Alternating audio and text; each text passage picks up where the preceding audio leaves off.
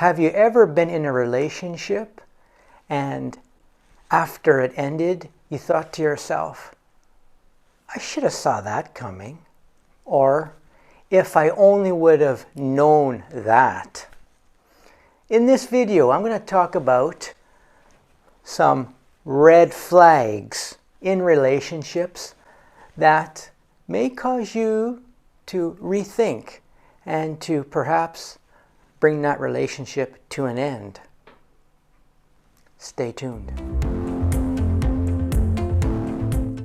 Dr. Ted here, and welcome back to the channel. And if you haven't subscribed, please do so. If we could only turn back time. You remember Jim, Mary?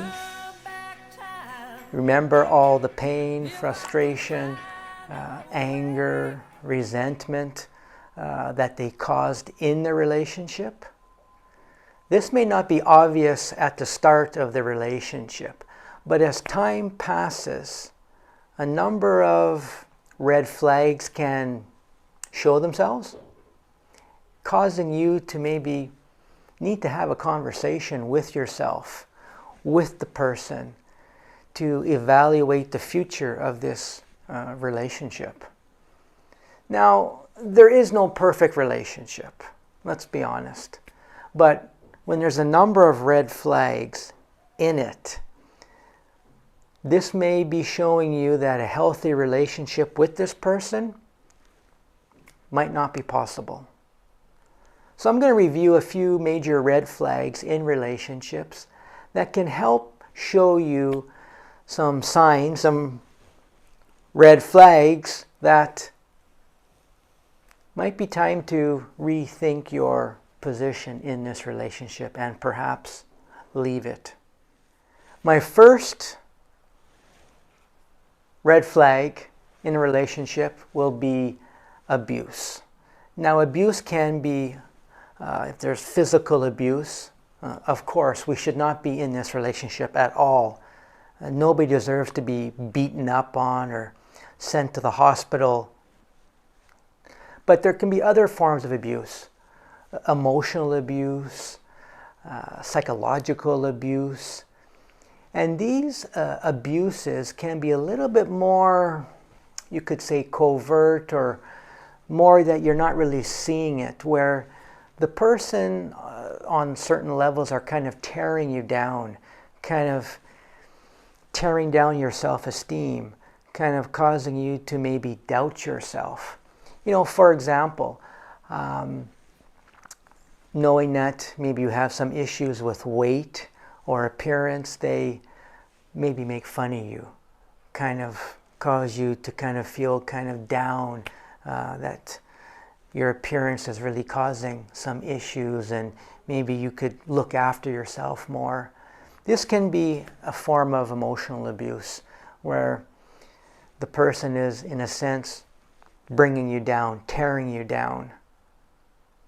Think long and hard about that if you start experiencing such things. My second red flag, do you share common values? Now, that's a pretty important one, because things that are important to you, are they important to the person? So you could be thinking of a really important value, could be keeping a neat and tidy, organized home.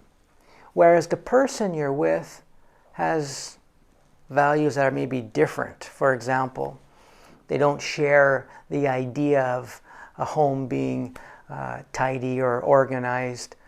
So you can see there can be a clash, and that can lead to, again, a lot of frustration over the long term, where people just don't see eye to eye on things, and there's just like an ongoing struggle in the relationship, and that can wear you down. That becomes very taxing. So think about that. Do you have those similar core values with that you're speaking the same language? My third red flag addictions. Addictions are pretty powerful, especially substance addiction. Somebody who has a problem with drinking, for example, and their drinking is taking over things. They are consumed with the bottle. And the more they're drinking, the more intoxicated they are, the more time they need to recover, maybe becoming a lot more checked out of the relationship, because they're in another relationship, and that is with the bottle. So you need to really consider that. Does your partner have these kind of addictions? Are they so serious that they need to seek out help from a professional? Go to AA or some other kind of support group to help them through this? Because if they choose not to, these addictions can drag you down and drag the relationship down. My fourth red flag: jealousy, distrust. I haven't heard from you in the last hour. Where are you? I haven't heard from you in the last 15 minutes. Where are you? I haven't heard from you in the last 5 minutes. Where are you?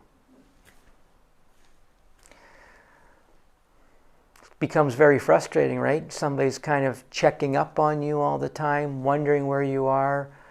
Perhaps if you're late 10 minutes for a meeting with them, they're assuming you're with maybe someone else, having a romantic adventure with someone else, not putting them at the forefront.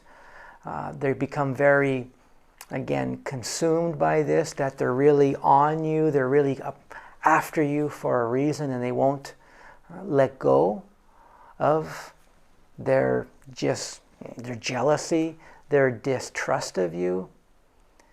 These things over time, again, wear people down, where you just feel that whatever you say isn't really believed or listened to. A major red flag. Number 5, a history of cheating. People can say a lot of things when they're getting to know each other, and if you're dating somebody and they're talking a little bit about the past, and they're saying that, well, you know, I've had a number of affairs. I cheated on my partner, and then I cheated on someone else, and I lied to this one, and I did this. And think about that long and hard, because you could be the next person that they are cheating on, that they are doing some things behind your back. So listen to those very small signs that people share, and in general conversation, but can be a real window into how they lead their life and how they treat other people. Number 6, is there emotional intimacy in this relationship? Can you really connect with the person? Can you really share with them your deep secrets, your pains, your frustrations, knowing that you won't be judged, or somebody will just be automatically stepping in to problem solve? They're there to listen to you. They're really there to share things with you, to kind of really connect with you on that deeper level. Is that happening in the relationship? Or do you feel somebody's not really there? They're there maybe just talking about the weather and all that, but having that real deep emotional connection, is that happening? And if not, why not? Because relationships, again, they're very powerful, they're very meaningful. We want that partner there to be there on a very deep level, to know that they have our back, that they're there to support us. And that emotional connection between people is highly important. Number 7, the manipulator.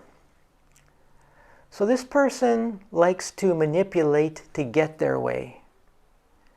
So they can prey on your fears, on your insecurities. They can use, for example, even violence to get you to do what they want.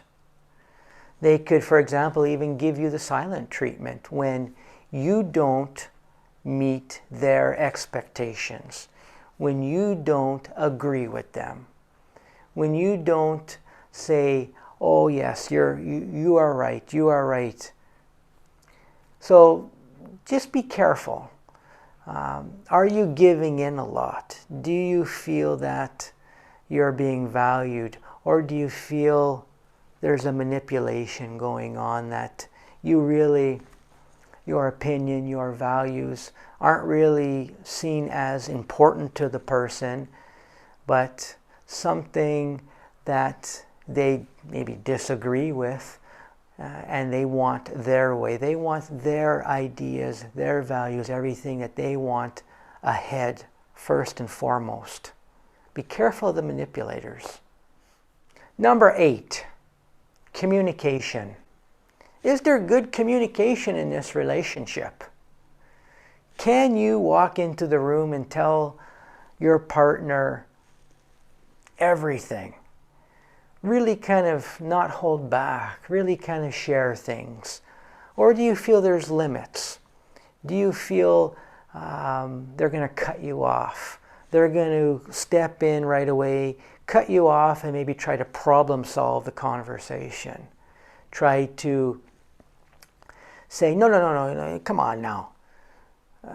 Do you have that sense of communication where that person is there to listen to you, to be empathetic towards you, to really support you? So is this communication happening? Or is this relationship really basically on the surface, superficial? Think about it. Can you communicate? Number 9. Are you with somebody who is mature? Or is somebody still growing up? That can be very frustrating. You know, if you're at a certain level and you have somebody who is kind of lost sometimes, or unable to clean up after themselves, or they're just, they can't save any money, they get fired quite a bit, they have a hard time maybe looking at themselves as being the root of a problem. Instead, they blame everybody else. They don't see how they have contributed to the situation, to the problem. Are they mature? And I think that's very important, because if you have people on different levels, where you can have somebody who's maybe even more so, not so much a partner, but more of a dependent, because they haven't really grown up. So just really being careful. What level is this person at? Are they kind of on a similar level to you? Or are they still working their way up, you could say? Number 10, you could be blind in a relationship, for example, and others around you could see things more, because, again, when people get into relationships, they can be blinded. They may not see, but if you have a lot of friends or family saying that,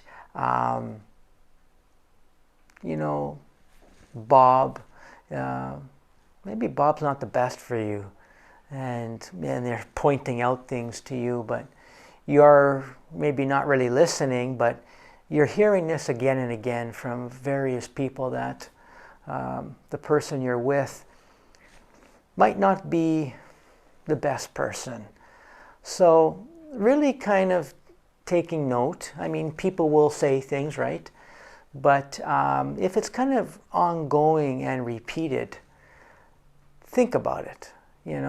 Maybe they have a lot of good reason, and they're, again, on the outside seeing things that you may not be able to. So take note of that. Maybe it's worth investigation, that maybe you should follow up and say, well, what do you mean? And have them explain more, and then reflect on that. You might see some stuff that you've been missing while it's been right in front of you. Now, I've given you 10 red flags that are very common in relationships. Things that you need to look out for. Now, again, these are not absolutes, right? As soon as somebody is being a certain way, oh, that's a red flag, gotta end the relationship. Because there's a lot of, human behavior. Humans are complex, right? So, for example, if they do have an addiction, not to say, okay, end of the relationship. If the person shows, for example, that they're wanting to get help and they're working on themselves, that can be quite powerful, right? Quite a powerful thing. So we have to give people the opportunity. But we really need to look at things. If things are ongoing, if things are persistent, and it's bothering you on an ongoing level, might be worth really investigating that. There might be more here than you think. Red flags, right? And we got to stop and think about it. And again, you can perhaps talk to a good friend that's they're willing to listen to you, and you can run things off of them and see what they say. But don't let things just sit there and you just... If things are bothering you and you're seeing these red flags, that could be, again, something inside of you saying, this may not be a healthy relationship. Perhaps I need to look at dealing with things, if the person is wanting to deal with things. And if they're not, might be time to start thinking about leaving the relationship. I've shared with you some red flags about relationships. These red flags can help you see, maybe hopefully clearer, that may be something you weren't seeing, and you can act appropriately. If the relationship has too many of these flags, then perhaps you need to leave it and seek out more healthier relationships. If you enjoyed this content, please give me a thumbs up and subscribe if you haven't already. And a big hello to wherever you are in the world. I know there's a lot of struggles in the world, and I hope wherever you are, you're getting through things and making the best of things and moving forward in life. Life is pretty precious, and we need to make the most of it.